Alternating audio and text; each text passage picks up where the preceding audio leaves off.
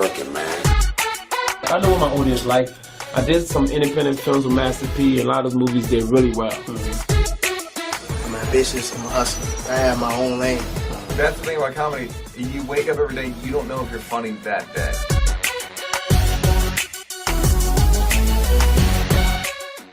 All right, so our first guest, man. This is why I wanted to do this. So I saw a TED Talk that came across my radar on YouTube. It was maybe a year or so ago, year and a half ago, and there was a guy. His name is Michael Smith, referring to himself as White Mike in the video, and I thought it was very interesting, very compelling. And the clip that I saw, I didn't see the whole particular TED Talk, but the clip I saw, it happened to be about 5 years old, and he was making some strong remarks about how black murder is normal, right? So that was the caption that drew me in.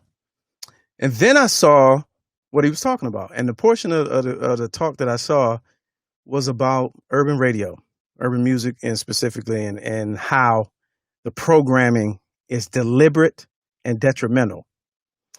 And it took me back, and it took me back to my days in radio. And I was like, oh, yeah. Next time I get a platform, next time I get a recurring show, I said, this is one of the first guys I'm gonna try to reach out to see if I can get him on the show. Because I'll tell you when he comes on, he said so many things that I've been saying for years, and to hear it come out of somebody else's mouth in a different form, in a different platform, and then have like 1 million views, I was like, yes, finally. There's somebody else that gets it. All right. So without further ado, let me bring into the program. Let's go live. Ladies and gentlemen, please welcome White Mike Smith. Good to see you. What's going on? Man, hey, how are you? How are you doing? Thank you for having me on. It's White Mike Smith. That's a 30-year-old thing. I think I was probably 18 or 19. Maybe 17 when I first heard it, and here it is. It's good. I'll answer to that and a lot of other things. Well, I hesitated on calling you that, but only because I know the video is old, and I know your life could have completely changed in the last 5 years. So you could be on a whole nother page right now. But that's great. Yeah. All right. So before I get into to my story further, on my story of being in radio and the TED Talk, just give our viewers just a quick background on yourself, how you grew up, where you're from, and what led you to ministry. Yeah, so I, they say some people are raised Baptist, some people are raised Methodist. I was raised heathen, so I didn't go to church. Nobody brought me to church. My mother was made to go to her church her whole life and refused when she got 18. She said, I'll never go back. And if I ever have kids, I'll never make them go. So I, for the first 15, 16 years of my life, was never in church. She had a radical conversion to Christianity, kind of a Damascus Road type deal that affected my father, that affected me. And somewhere around 16 years old, I felt strangely a call into ministry. I was living in Orlando, Central Florida, just outside of Orlando, in a kind of an all-white world. My school, my work, my family, my home. And my mother ended up meeting a guy in Atlanta on business who was part of an all-black church on the south side of Atlanta. And they had kind of a really supernatural meeting. Their family connected with our family. And I really wasn't sure about what I wanted to do, which life I wanted to live. Anyway, this guy who she met on business comes down to our house in Orlando. He says, I know why we met. I didn't meet to meet you. I met to meet your son. And my mom was like, you mean the devil boy? I don't think so. I don't think that's why you're, And so about 6 months later, I found myself in College Park, south side of Atlanta, just down there near the airport. Mm-hmm. And my life was totally changed. About a year later, I dropped out of high school, relocated from my all-white world in Orlando to College Park. At the time, there's about 3,000, maybe 1,500 members. I was one of 5 or 6 white people. It grew to over 20,000 members. I was maybe one of 200 white people there. And that kind of started my journey. So went into ministry, youth pastor, associate pastor, traveling around the world, started a church a few years later, about a decade later, my wife and I, in Jacksonville. And it was not until I got to Jacksonville that my kind of Orlando to Atlanta experience started to make sense. I started to become aware of, sensitive to systemic issues, and it kind of wouldn't leave me alone from there. So it wove its way into the pulpit early on in series, racism and religion, systemic issues, which kind of started, illuminating all the symptoms of it, whether it be from homicide to poverty to politics to redistricting, et cetera. And the music conversation became a kind of an easy way to highlight the things that we accept as normal in our everyday life and never question why they are that way. So that's the 30-second version of the 30-year journey. Okay, absolutely, very in depth. So basically, in a nutshell, you grew up in and around the Black church. Yeah. I've taken in as family. My spiritual father, my spiritual mother, all of my coworkers, the people I worked with, the people I worked under, the people that worked for me. I ate dinner every day, breakfast, lunch, lived roommates. Worked at McDonald's on the Old National Highway. I mean, my entire world was Black, and I was family. As a man of faith and a member of the cloth, what could you, to some of our viewers who may not be able to relate to the Black church experience, what are some big overarching differences between white worship and Black worship from your experience? That's an interesting thing. So I don't really have a white church experience. I mean, I did not go to church. I had a couple friends who were Episcopalian, a couple friends who were Catholic. My family, some of my mother's side is Baptist, but I really didn't know much about it. So going into the church on the south side of Atlanta was my introduction to church. I remember about a year and a half after graduating from ministry school, I was sitting on the pulpit, and behind the preacher, they have all these big chairs, leather seats, and I found myself sitting up there. I was a young youth pastor, and I remember looking around. They were giving an altar call, and we stood up, and there were people coming down to get saved, and I remember clapping, and I looked around the room, out into the balcony, and I was like, I am the only white guy in this entire building right now. And it was not until like a year and a half in that I even realized that it was a different experience. So I don't really have a white church experience. Of course, I hear all the comedians and things talk about that, and the different kind of comedy things. But my experience is it's family, and again, I don't know how. So my spiritual dad came out of what you may consider as an AME, really traditional church, a lot of hooping, a lot of hollering, and kind of morphed out of that into more of a teaching style. So I've been to the Full Gospel Baptist Convention. I've been to the African Methodist Episcopal. I've been to the Faith. So I don't really have a Black church experience so much as the only church experience is all I know. And when I moved to Jacksonville, my church was split, down the middle. It was about 50% Black, 40% white, 10% a mix of everybody else. So I've always been around diversity in that. And I don't know. It's I don't want to get over spiritual, but it's kind of it just fits. It's maybe there's a purpose to it, and maybe there's a responsibility and accountability to share those experiences that I have. Now, the TED Talk that we're specifically going to deal with is dated 5 years. So I think you mentioned 2014 is when it happened, but it's dated 5 years on YouTube.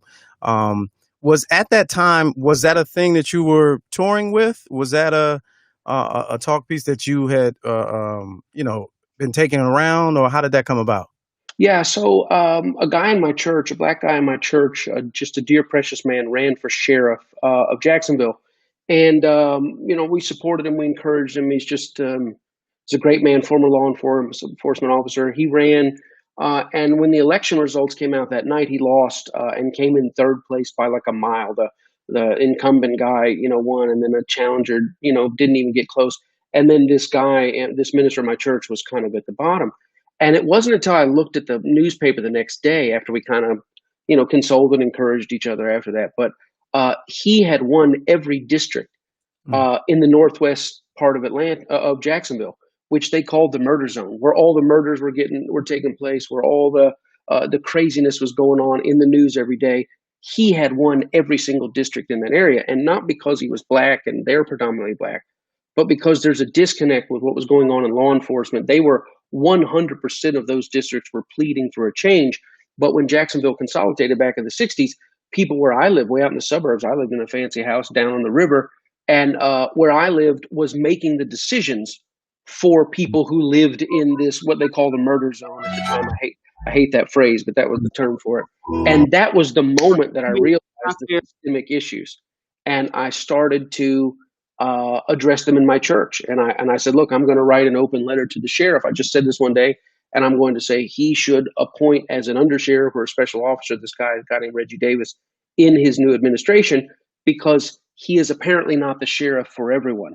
Mm. And that kind of started the idea. And my idea to post a letter, take out a full page ad in the letter in the paper, turned into a 10-page insert on systemic issues, on the hypocrisy, corporate dissociative disorder, all the things reflected in music, reflected in generational poverty, HIV, etc.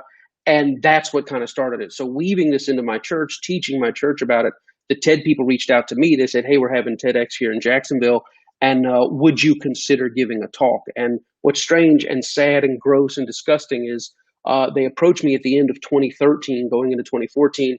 They asked me what I would like to talk about, and I told them I'd like to talk about these systemic issues. And I actually had the thought, Lamont, that, man, I wonder if this will still be relevant by the time October rolls around, 10 months from now. I mean, Jacksonville was the murder capital of Florida for a couple of years there, but I wonder if that will still be going on by the time the talk comes. And what's gross now is people are finding this talk. It's circulating around everywhere. It's 5 years old, 6 years old, October 2014. They posted it in 15. And you could almost believe I did it last week. Yes. And that's the heartbreaking issue, is that the normalcy has not decreased. Now, I'm encouraged about some of the recent happenings, and really the talk itself was about nonviolence and the new nonviolence and the necessity for violence to move the power structure, and how I believe the power structure's soul is lost in that. But I'm sad that here we are, you and I, 6 years later. Yes. Next month will be 6 years, and we're like, oh yeah, man, I could have said it a month ago or 2 months ago. So that's I've never given it before, and man, I hate that every couple of years it gets breathed on, and another 4 million views get shown of a clip, because it's as deep today as it was 50, 60 years ago. So you said you had never given it before that time? Wow. So it's basically a sermonette, because they came to you from your work in the ministry. So it's a sermonette. Yeah. And they give you 19 minutes, and it's just, I talk 250 words a minute with gust up to 300, man. And I did my best to get it out, and apparently something in there touches some hearts. So I give God praise. All right. So at this moment, I'm gonna there's some specific elements to it. Is the reason why I'm having you on. So I'm gonna go ahead and play a little bit of it. I believe it's the beginning, where you talk about how directly how music and music programming, commercial music programming, is impacted. So let me play this clip real quick, and then I'll get into what I wanted to get into. All right, here we go. This is from his TED Talk in 2014, Black Murder is Normal, Michael Smith. I learned a lot of beautiful things about a lot of beautiful people. I learned a lot of ugly things about myself, and I learned a lot of dark things about the nation in which we live. But I also learned that I, being White Mike, specifically the white part, have a lot of power. White Mike has a question today, and that's this. How come when you turn on the radio in Jacksonville, or New Orleans, or Chicago, or Little Rock, the only people on the radio that talk about how great it is to kill each other are black? How come that exists? 15 stations on a dial, go up, go down. The only people on the radio bragging about getting automatic weapons, gunning each other down, are black. This right here is a song. My pastoral vocabulary won't let me read the title, but I will read this. Catch a young black male not paying attention at the red light with your AK-47. Let me see you shoot it. You're a killer, you're a killer, you're a killer. You're a killer, black male. Let me see you prove it. Why does this exist? I'll take it even further, because a lot of time racism exists in what we don't know, what we don't see. Where are the white killers on the radio? Where are the white AK-47 shooters? Where are the white drug dealers? Where are the white people on the radio that brag about what it's like to murder witnesses before trial? The truth is they don't exist. And the question is why? Why don't they exist? Do white people not kill people? Do white people not use AK-47s to shoot each other? I mean, do white people not do drugs? Do they not deal drugs? Of course they do. But why is it that it doesn't make it to our mainstream radio? Why is it that we don't hear it hundreds of times a day in hundreds of cities across the nation, thousands of plays that say the idea that a black guy would kill another black guy is something to be celebrated, something to be romanticized? And why is it that white people don't do it? And maybe it's because there's no white audience for it. Or maybe it's because it's not really marketable. Maybe because can't get sponsors. I don't know why it is. Or maybe it's because it's just not the white man's role. Or maybe when white people get up and talk about being drug dealers and AK-47 killers, maybe it's even sicker than that. Maybe when white people do it, they're accused of acting black.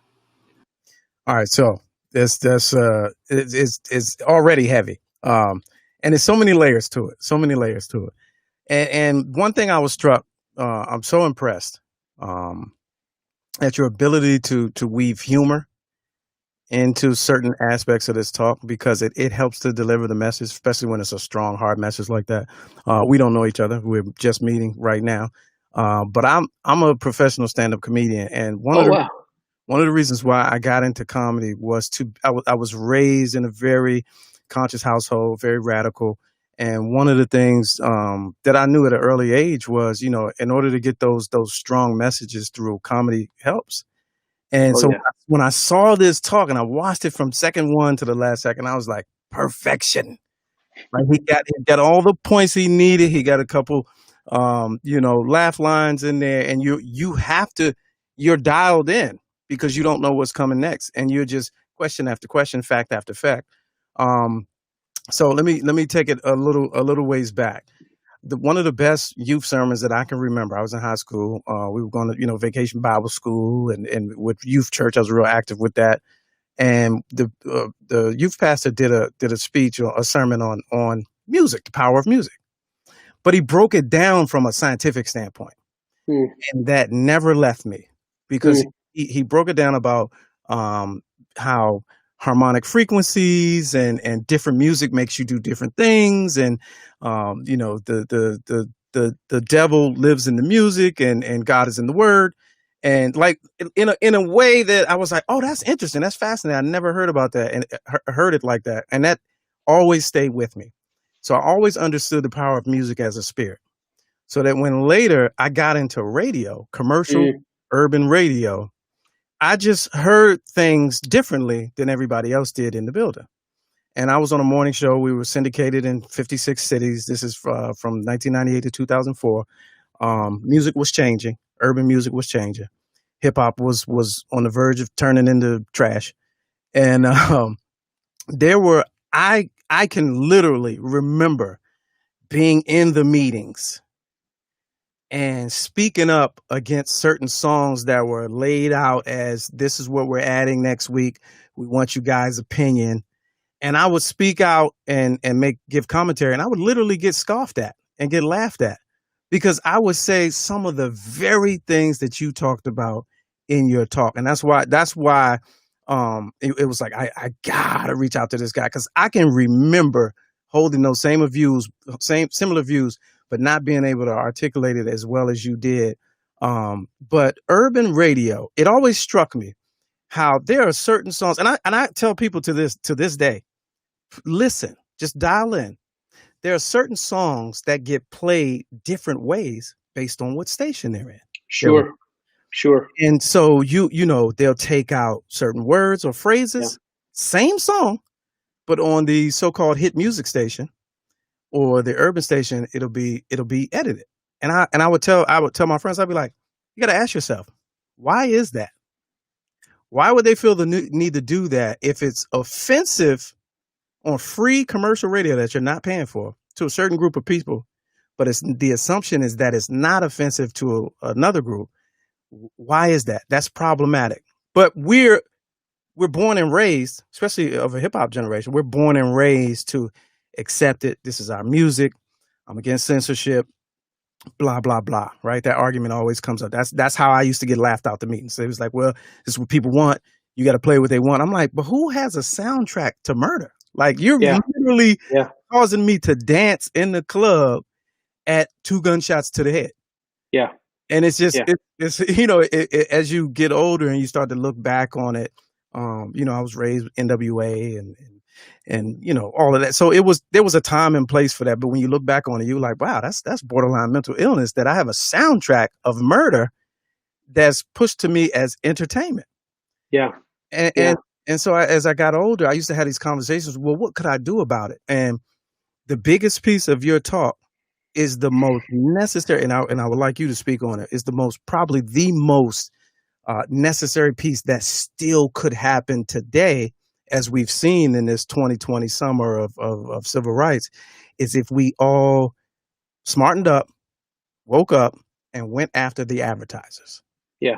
Because Yeah. you're not gonna, the machine is too strong. You're not gonna change the artist who came from nothing, who got his mother her first house, you know, millions in the bank. You're not gonna change that. You're not gonna change the labels or the machines. But what you can change is from a sponsorship standpoint. Hit them in the pockets. Yeah. You can't. This is what I listen to, and my kids are in the car and we're taking to school. I will no longer allow you to play that on free radio. And if you're going to continue to play, I'm going after the sponsors. Yeah. So, Yeah. how did you arrive at that thesis or that part of your talk, and why do you think that that's important? You know, that angle of it. Well, it's Lamont. It's and again, not trying to be over spirited. So it's Babylon. So the idea is the scriptures teach that the judgment of God will be upon those that choose. If you read the end time books, etc., the judgment of God will be on those who choose money over morals, and that is the core of what's happening. It's mammon. It's the god of this world. It's what makes Clear Channel and all these other things go around. And the fact that Radio One, Yeah. the fact that you got laughed out of the room at even the suggestion that there might be something wrong about a young black male or a young black female, trivializing, minimizing, or glorifying the death of another young black man or woman, or the hypersexualization of a young black man or woman. The fact that you get laughed out of the room for even suggesting that there's a problem reveals how deeply ingrained the idea of black hypersexuality and black hypercriminality are in the American conscience. Mm. And that is the issue, that to bring it up, that to suggest that maybe this 15-year-old kid, 17-year-old kid, 19-year-old kid, we should not put the onus on him or her to know that what's being said here is an expression of sickness. But if you're a 60-year-old, $100 million net worth CEO who's not raised in America's gutter, nourished on America's feces, that you have cultural, social, economic feces, that you have sense to know, you know, this isn't right. And please understand, I'm not suggesting that, you know, poverty or trauma, deprives people of their ability to act out of conscience. Of course, we know that's not true.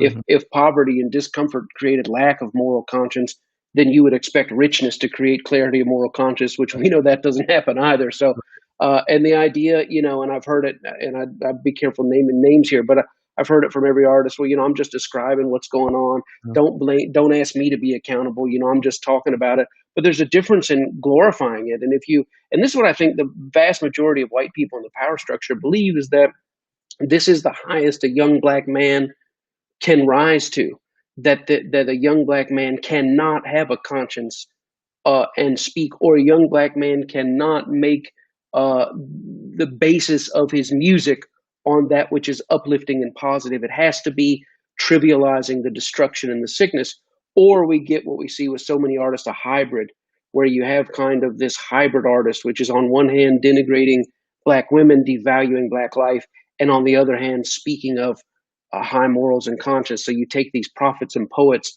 and Babylon and Mammon, ask them to compromise even who they are, and then what will you do for money? And you know as well as I do, you know, if you're not going to be making money, then you're just not going to get the play. You're not going to get the exposure. And America has such an appetite for the criminalization and hypersexualization and the normalcy of it being associated with blackness, that again, we don't even pause to acknowledge it.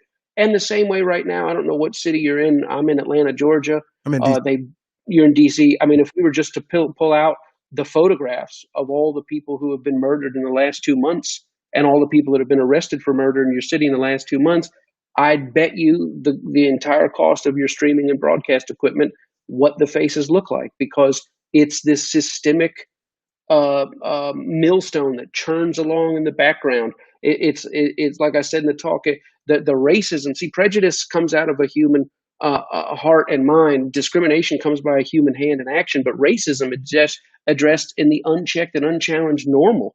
That this is just normal. There's not been a year that I've been alive, I'm 47 years old, in which black men were not leading in either perpetration or victimization and homicide.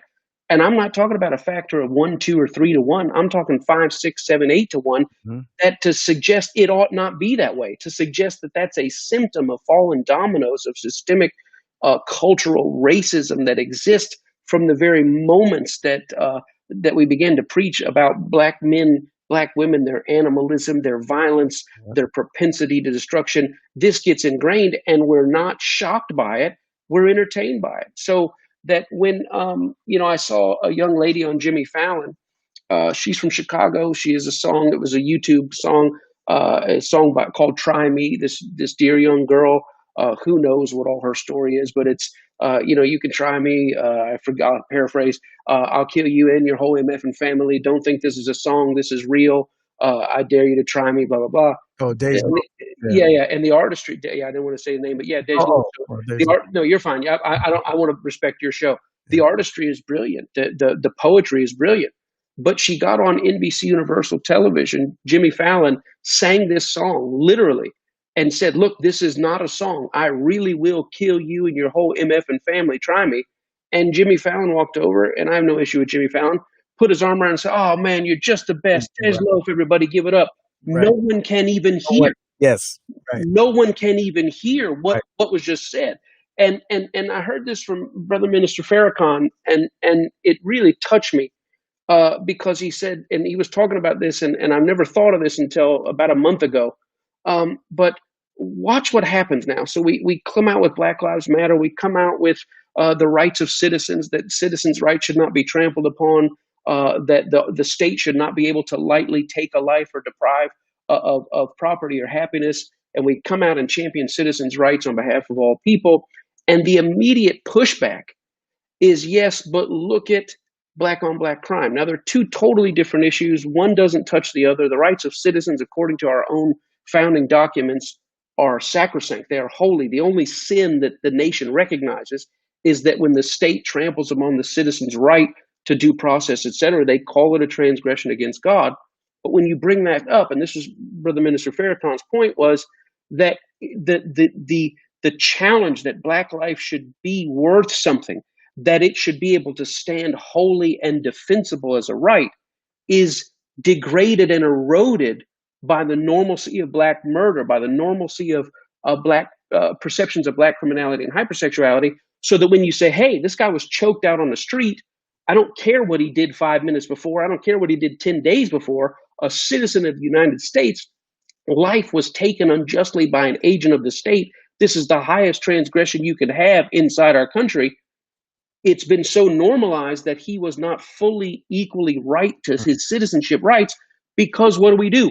We point to where black murder is normal. So the music, I don't think, contributes to the issue. It contributes to the apathy. It contributes to the insensitivity. It contributes to the laughter. Like, why would you say there's something wrong with this? Come on, it's just what they do. It's just what they know. And now here comes the theyness, separating the usness, keeping those who look like me in the power structure, who own the companies, the labels, the advertisers, and I would never want my brand associated with date rape. I would never want my brand associated with dogfighting. I would never want my brand associated with anything anti-gay or anti-Muslim.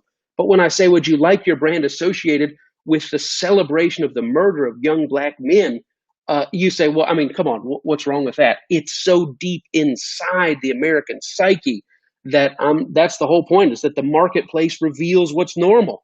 It reveals the normal. The marketplace is the canary in the coal mine.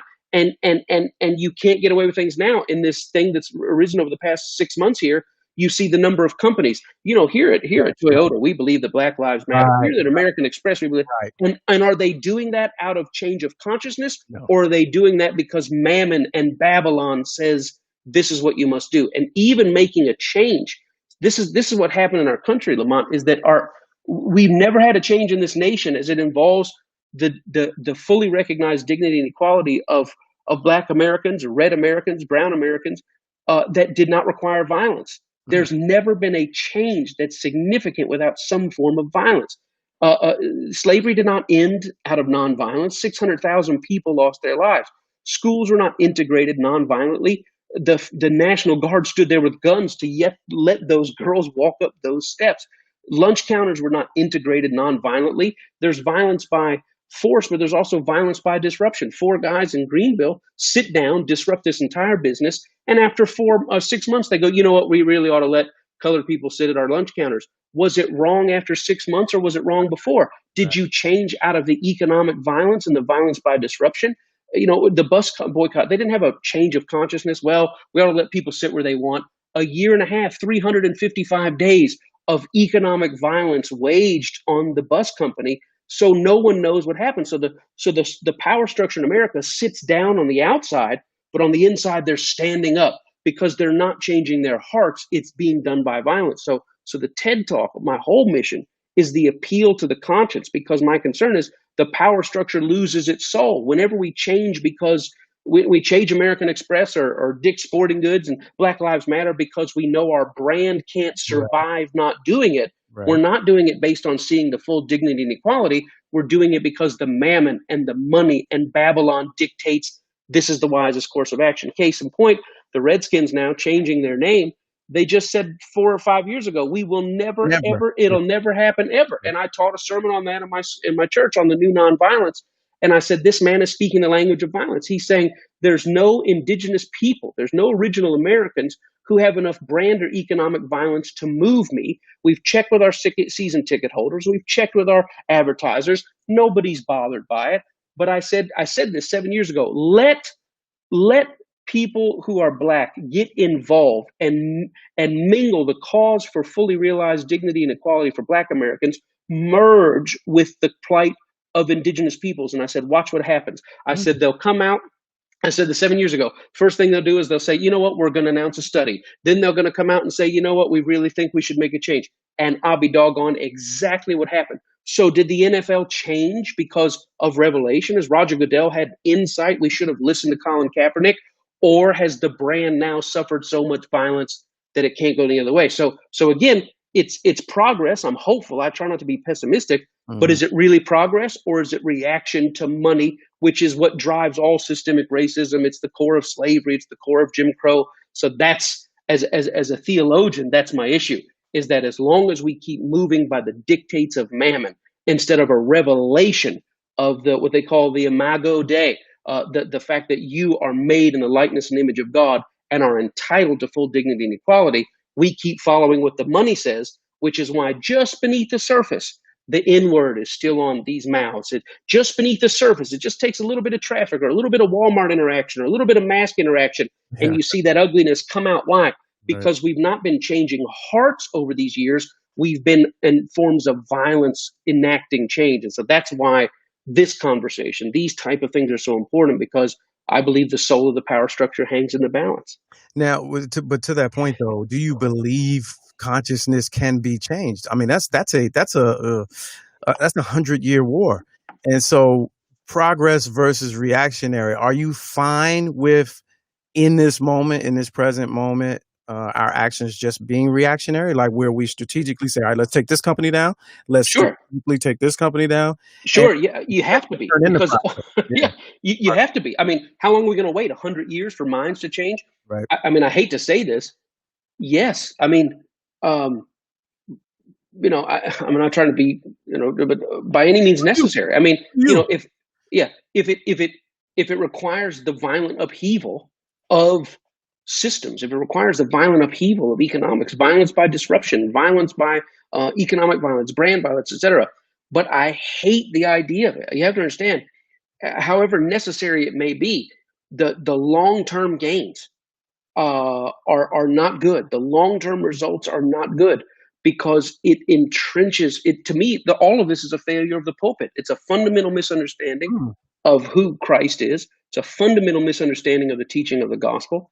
It's a lot of games in a pulpit. It's ethnic Christianity, national Christianity, racial Christianity that's been brought into the United States. And I'm convinced that one of two things. Either if the church had been healthy, then the United States would not have grown like it grew. It would have grown in a healthy, dignified light. But because the church was compromised, the United States grew and the church grew, but we have lost the person and teachings of Christ in the middle of it. Christianity is entirely rooted in empathetic thought and consideration for those who are not ourselves. And Christ has never widespread failure in the pulpit. People say, well, Ellen, gay people want to get married, or the trans this, or Obama this, or, an abortion this, we're going to lose the blessing on America. The blessing on America was lost the day a man came home from church and beat another human being that he owned as property because that man took bread. Where are we trying to get back to the moral contents of America, the God's blessing on America? That's fallacy. That's not even scriptural. That's not even true. But yet those myths get perpetuated. Those in the power structure consume those myths that somehow God is with a country that has this history, that God would be with any country is not a New Testament. It's not a scriptural idea. But these things get perpetuated and they lead to apathy. And when I go into churches, predominantly white churches, and suggest, hey, something to consider here is that we've been reared in dysfunction with the idea of national, ethnic, that God is with America, that God is against this nation, or that all these kind of things, even to the idea that people that don't have Christ somehow don't have God. All these failures in theology that grew in the United States, that perpetuated this power structure, that is the reason it's so entrenched as it is. I mean, you have to understand, these guys that own these diners that segregated their lunch counters, they had pastors. And their pastors made them deacons, and no one even challenged. We have Christian people today, great theologians, who preach how Thomas Jefferson and George Washington, all these people were great men of God, led by the Spirit of God. And right there in the scripture, it says, if a man says he knows God, but does not know how to treat his fellow human being, it says that man is a liar. He does not know God. But to even say that is to somehow challenge. When you challenge racism, they think you're challenging America. When you challenge America, they think you're challenging God. And we've got to strip away God from the idea of being synonymous with America and start preaching. And again, this is my corner. This is my corner. Right. So yeah. So the fact how that do you do that? How do you do that? Is it possible? Because that's woven into the fabric of the foundation of America. It is. They always talk about separation of the church and state, but there's never been a separation. No, man, listen, this is why. So we're starting a political party. It's called the Lamb Party, and it's based on what America could be. It's America 2.0. America is stillborn. From the time it was written, that it is clearly evident. Think about this statement. It's self-evident. It needs no explanation, no verification. It is obvious to anyone who thinks that all humans are created equal and endowed by their Creator with unhindered, unlimited, irrevocable right to life, liberty, the pursuit of happiness. Right. The day someone wrote that and the quill went light in ink and turned to an enslaved person and said, hey, boy, bring me some more ink in here, that was when American idea died on the table in the Second Continental Congress. It has never taken an unassisted breath from that point. And this is the deep work that needs to be done. This is why, like I say, these conversations, it takes citizens of goodwill who will champion human dignity across the board above all, that will not let the vertical, see, this is the whole point of it. And you brought the preach out of me. I never get like this. No one ever lets me get like this, but it's this idea. So the whole point of Jesus coming and rebuking the Pharisees was you're letting your vertical perception of God stand in the way of your treatment of humanity. And his only rebuke was against people that did that. So we have this idea that somehow we could be loyal to God and mistreat people, that we could be loyal to God and keep people locked in a basement. I took my kids to the Liberty Bell. You're standing looking at the Liberty Bell, looking through glass down into the ground where George Washington kept his slaves. This is how deep the reset needs to be. And it's got to happen in the church. It's got to happen in the mosque. It's got to happen in the temple. Because the marketplace is one thing, but if you're not moving the millions of people who sit inside that, Walmart CEOs, all these tech CEO people that sit there inside pulpits, who inside congregations where their pastors are not preaching truth. So how do you do it? You do it by violence. But my goal is, while it's happening on one hand by violence, by brand violence, economic violence, disruptive violence, I'm reaching for the soul of the power structure. And there's an old thing like this. You say, well, 5 times 5 is 30. 30 times 10 is 300. 300 divided by 2 is 150. 150 times 5 is 750. I say you're wrong. You say, well, you're trying to tell me 150 times 5 isn't 750. No, that's not what I'm trying to tell you. You're trying to tell me 300 divided by 2 isn't 150. That's not what I'm trying to tell you. You're trying to tell me 30 times 10 isn't 300. No, that's not what I'm trying to tell you. You must be telling me 5 times 5 isn't 30. That's what I'm telling you. Right. We have got to go back to the original idea of what this nation is, expose the deepest lies. I was in the Smithsonian Institute on the day before emancipation, and I was walking through, and there's a plaque that a senator, a U.S. senator, said, "I hope you're ready. When these Negroes are free, I hope you're ready for more rape, more murder than you've ever seen in your entire life." That's how old the idea that blackness and criminality and hypersexuality are together. So my issue is not with music at all. I make whatever art you want. I don't care what kind of art you make, but you should not enjoy the collective goodwill of the mainstream perpetuating that which is representative of the deepest and darkest dysfunction in our psyche. That's the point. You want to make art about killing dogs, go for it. But Walmart shouldn't advertise with it, and they won't. Right. They will not let their name be associated with it, but they will let their name be associated with that which trivializes the value of black life. And I feel that perspective. But my problem from being in the inside of and watching the music get made and watching it get pushed, like drugs, much like drugs, watching it was and still is yeah, it could be argued as art, but it should not be free. Because if through that medium, it's a free medium. It's constant spiritual warfare. That those are vibrations coming out of your radio, going into your spirit. Constant. That shouldn't be free. I gotta pay for the R-rated premium content on TV. I gotta pay for the, you know what I mean? Network TV is not giving me what the premium channels are giving. Radio should be the same way, because I feel like they always say, well, Scarface never, the movie Scarface never. And I'm like, if you do your studies, music is a stronger spirit than those visual images, because it's constantly going. Sure, and everyone knows Al Pacino is not Scarface. But when it comes to hip hop, the more authentically criminal you appear to be, the more legitimate you are in that enterprise. And even when you mentioned NWA earlier, and I don't go way back, but when you get to KRS-One and Just Ice and these guys, you had to, when you spoke of gangster, you had to, in the album, say, now, I don't mean this kind. Right. I mean this. When you talk about murder, you had to make it clear it was on the mic. NWA, Dope Man, was originally a slander against those that, but over time it slowly turned. So you see with, and I know we got to watch our time here, but you see with, this came out with, I think it was, it may have been L.A. Reid. I don't know who this was, but Future did a song with Lil Wayne, Karate Chop, the remix of Karate Chop. In that he talked about beating having sex so violently it was like Emmett Till. Again, I don't know who else. I don't know if you have kids watching, etc. And Sony, they came out and they said, you know what? This is disgusting. We don't stand by this. This lyrics does not represent us. This is not our brand. They said we authorized the original version, but the remix we did not authorize, and we think Lil Wayne needs to, really think about what he said here. And really, what that was, it was a reaction to violence. The entire song is about dealing drugs, young black men killing other young black men. It was released, and Sony said, we totally stand by that. But this slight reference to a beloved civil rights icon, you've gone too far. Again, we can hear and say, look, there's art, but this doesn't represent us with some stuff. But the other stuff, we can't even hear that it's art for sure, but it should not be associated with our brand. And that's the sickness that exists in the soul of America. Pastor Mike Smith, man, hey, it has been an absolute pleasure talking to you. You dropped some real jewels. The replay value of this is going to be, for me, is going to be a classroom session. I appreciate you taking out some time, joining with us. Hope to have you back in the future.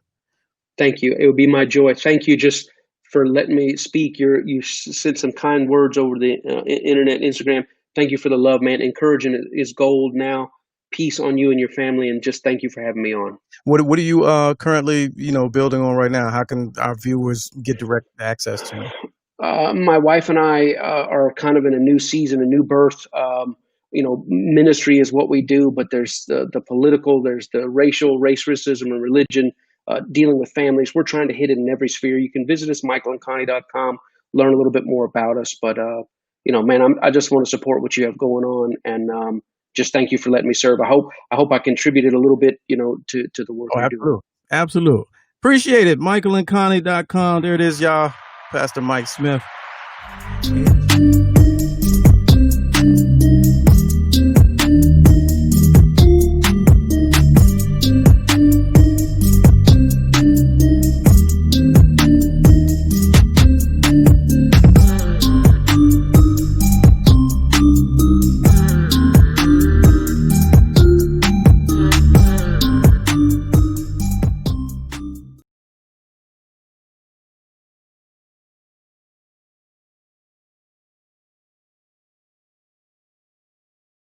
I don't care if it is a closet. You still looking mad official.